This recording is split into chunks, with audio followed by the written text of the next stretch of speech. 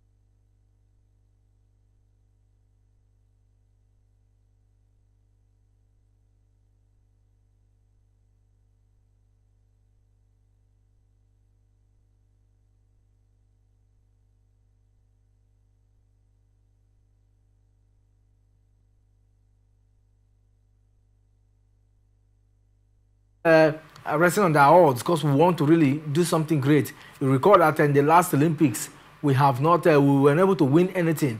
But in the Paralympics, we could just be that podium where we get to lift Nigeria's name to another level. Let's talk about para table tennis, where Enoh Ogunkule and Kayode Alabi yesterday delivered outstanding performances to upset the top seeds in the men's class 4 and 6 categories. The remarkable feat saw the duo securing their spot in the quarterfinals of the table tennis event at the Paris 2024 Paralympic Games. Ogunkule, a quarterfinalist at Tokyo 2020 Games, faced world number 3 Abdullahi Ordox from Turkey, despite losing the first game 6-11. Ogunkule staged a remarkable comeback to win the next 3 games 11-6, 11-7, and 12-10, advancing to the men's class 4 quarterfinals. Alabi, who has struggled in the mixed and doubles event, found his form with a 3-1 victory over world number 3 Bobby Simeon from Croatia, 16-18, 11-7, 5-11, and 9-11, earning his place in the men's class 6 quarterfinals. Earlier yesterday, Bolawa Akingbemisilu put up a spirited effort in the men's class 5 category, but was narrowly defeated at 3-2 in that particular one, 11-7, 7-11, 11-8, 9-11 by Brazil's Lucas Arabian. National coach Nasiru Sule did express his delight at Ogunkule and Alabi's victory, calling them a morale booster for the team. Congratulations to them. You recall earlier that they had a challenge. They've been getting the win so far. But with this win now, that will also reignite the spirit of the team, to do well when it comes to table tennis events. So let's keep our finger crossed and see how far it goes. Moving on, still bringing you some tidbits from the Paralympics ongoing there in Paris. British archer Jodie Greenham, who is 7 months pregnant, has launched herself into the record book. She's the first pregnant Paralympian on the podium after beating her compatriot Phoebe in a fantastic fashion. And she said that when she was playing that particular one, that the baby in her womb was kicking. And so she had to tell the baby, don't kick, mommy is at the verge of a record-breaking session. Don't kick. That was very interesting if you ask me. The record breaker herself was very proud of her achievement and her accomplishment, becoming the first Paralympian to win, the first pregnant Paralympian to win a medal at the Paralympics. A lot of records being shattered. That's the beauty of global events like this. We're not done and dusted with the Paralympics. As I speak to you right now, the Chinese, they are not doing badly at all because they are really holding strongly when it comes to activities of the Paralympics. And of course, the Republic of China, they are currently topping the Paralympics. You recall also that they just concluded everybody's the Summer Olympic, we saw China and the United States of America contending highly, going toe-to-toe in the gold medal until the US had to buckle it up, by winning other medals that, outclassed them in that particular one. But this time, China is saying, no, we won't give it a chance to the US. They are really coasting home. They've won about 80-something medals so far as of yesterday, and a lot of gold medals, silver and bronze. And then Great Britain also not sleeping on the bike. This time around, they are coming in full force. They want to take over, and hold on strongly. So yesterday won like 7 medals, in different categories. So Great Britain second, and we have the United States of America that are not also going to sleep. They still have like 4 days to see if they can also win the Paralympics, just the way they did in the Olympics earlier. So let's see. The battle continues. But for Team Africa, we have Tunisia doing so well. 4 medals so far, 2 gold, 2 silver. They have won so far for Team Africa. Tunisia standing strong in that particular one. We also have South Africa. They have also won medal. We also have Morocco. The North Africans are not sleeping on their heart at all. They are doing so well, and they have won medal. Another team that have won medal is Namibia. Namibia have also written their name on the medal table. They have won medal, and of course, we hope that the likes of Kenya and others. Nigeria have also won medals. So South Africa strongly pulling that stone. We expect them to win more medals as time progresses. But these are some of the countries that have won medal for Team Africa and for Team Nigeria. It is a beautiful moment getting to see Bolaji and Eniola Miriam getting her hand on that para badminton bronze medal. Let's go on a short break. When we come back, we'll talk more of other sports here on Atlantic Television Network. I did mention that it is a birthday edition, and I tell you, it is a Mazalane show this morning, and a beautiful way to bring you all the electrifying, juicy, and mind-blowing stories from the world of sports here on Atlantic Television Network. Don't go anywhere. Back from that short break, let's bring you basketball news now, and we'll start still in the home scene where hostilities will begin in 2 cities today as the 2024 Women's Basketball League takes stage in Akure, Ondo State, and Lafia, Nasarawa State, respectively. At the indoor sports hall of the Akure Township Stadium is the venue of the Atlantic Conference, which has 8 teams competing for honors. They are First Bank, Delta Force, Mountain of Fires and Miracle, First Deep Waters, Dolphins, IGP Queens, Bayelsa Wales, and Sunshine Angels. According to the fixture released by the Nigerian Basketball Federation, First Bank and Delta Queens will meet in the first match of the center, just as the defending champions, the Mountain of Fires and Miracle, will tangle with First Deep Waters. Also today in Akure, Dolphins will confront IGP Queens, while Bayelsa Wales will engage Sunshine Angels. In the Salvana Conference, City Hall, Shadam, Lafia is the venue for the 8 other teams battling for final slot. Today, Air Warriors will vie for honors against Titans. Nigeria Custom will face Royal Aces, and the Kada Angels will clash with Plateau Rock, just as the Nasarawa Babes will tangle with Nigeria Army in the final match of the day. The first and second phase is expected to start 22nd of September and will be competed for in a round-robin format in which 4 teams from each of the 2 conferences will book a ticket for the final in Lagos, with 8 teams fighting for this year's title.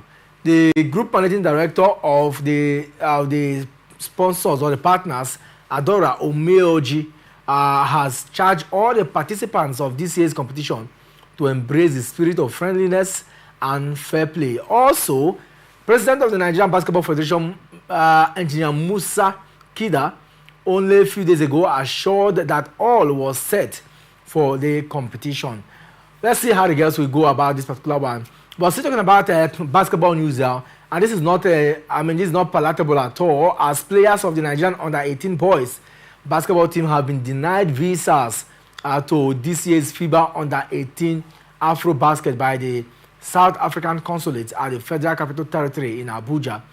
This decision has jeopardized Nigeria's trip to the biannual tournament starting in South Africa today, with Nigeria bid to take on Egypt in Pretoria later in the day. The players who trained and camped in Abuja on return from Abidjan are in total shock, tears, and in pain as the world that dreams of being at the FIBA World Championship fade on account of the South Africans denying them entry.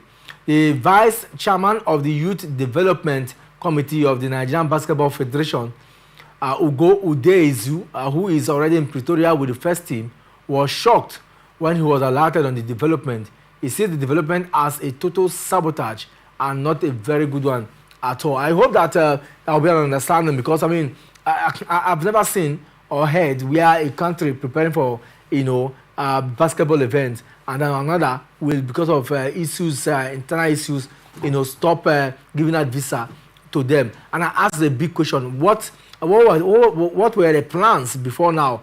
I mean, getting visa should have been done before now. You know the players that you're going with. I don't know why we keep engaging ourselves in issues like this, but in the coming days, we're going to hear clearly. A formal statement hopefully will emanate from the camp of the Nigerian Basketball Federation, reacting to this particular one. And also, we're going to hear more reasons why the visa were not given to the basketball players in the coming days. But let's move away from that now and let's talk some Formula One, where McLaren are to consider imposing team orders in favor of Lando Norris in an attempt to beat Max Verstappen to the Formula One Drivers' World Championship. Now, the team will discuss the matter internally after Norris' teammate Oscar Piastri finished in second place in the Italian Grand Prix ahead of the Britain. But both were beaten by Ferrari's Charles Leclerc, despite starting with a front row lockout. Max Verstappen said that at the moment, both championships are not realistic for him after his Red Bull finished in an uncompetitive sixth place. The Dutchman's lead has been cut by Norris to 62 points with 8 races to go and a maximum of 232 points available. This means Norris has to reduce the Verstappen lead by an average of 7.75 points, a race slightly more than the difference between first and second place. So let's see. It looks like we're going to have a very, very competitive, of course, we've already seen already, but in the remaining few races of the season, we get to see how far that pans out. Max Verstappen is currently reading the driver's log, same with Red Bull, but since now he has come out to say, I mean, he's not sure what will be of, his team because McLaren are not taking anything to chance. Lando Norris is doing so well, as well as Piastri. So let's get to see how far they go. But the man is thinking that it won't be as easy or on a roller coaster ride like it's had, a few years ago. But let's see. In the coming days, we'll get to review happenings, from the world of Formula One and many more as time goes on. Meanwhile, world number one Iga Swiatek in tennis now moved confidently into the US Open quarterfinals with a straight-set victory over Ludmila Sasanova. Our 23-year-old Pole was made to walk by 16 seed Sasanova in the first set, but came through in style for a 6-4, 6-1 win. It is just the second time Swiatek has reached the last 8 at Flushing Meadows. She went on to leave the trophy on previous occasion in 2022. Five-time Grand Slam champion Swiatek will now face a 6th seed Jessica Pegula in the quarterfinals tomorrow. Also unseeded Caroline Muchova is into the quarterfinals after she upset 5th seed Jasmine Paolini. Muchova, who made the semifinals in New York last year, came back from a 3-1 first set down to beat the Italian 6-3, 6-3. Paolini, who is 28 years old, has had a breakout session this year, reaching the final of both the French Open and the Wimbledon. However, Muchova was dominant on her serve, dropping just 5 points behind it. Okay, let's talk about the male activities in the US Open. Daniel Medvedev dropped just 4 games as he breezed past Nuno Borges to secure his place in the US Open quarterfinals. Champion in New York 3 years ago was barely troubled by the Portuguese in a 6-love, 6-1, 6-3 win. Medvedev is the only former US Open champion left in the draw in New York and the only Grand Slam singles champion other than Yannick Sinner. He could potentially face a world number one, Sinner, who beat him from 2 sets down in the Australian Open final in January next. It is the 5th time in the past 6 years that Medvedev has reached the last 8 at the US Open. Sinner faces Tommy Paul in the night session on Arthur Ashe Stadium today and yesterday. And of course, more of those results will come in. Britain's Jack Draper earlier advanced with an impressive straight-set victory over Thomas Makach to reach his first Grand Slam quarterfinals. He will play 10th seed Alex de Minaur in the next round after Alex beat compatriot Jordan Thompson 6-love, 3-6, 6-3, 7-5 in that order. So these are, all is set now. Alex Nazarev, we still have some of the big names, Tommy Paul, name them. They are all into the quarterfinals, and today the quarterfinal games will start. So we'll get to see players that possibly will make it to the semi-finals as we continue to coast down to happenings from that side. So, congratulations to all the players that have done so well for themselves. We wish them all the best of luck, and let's see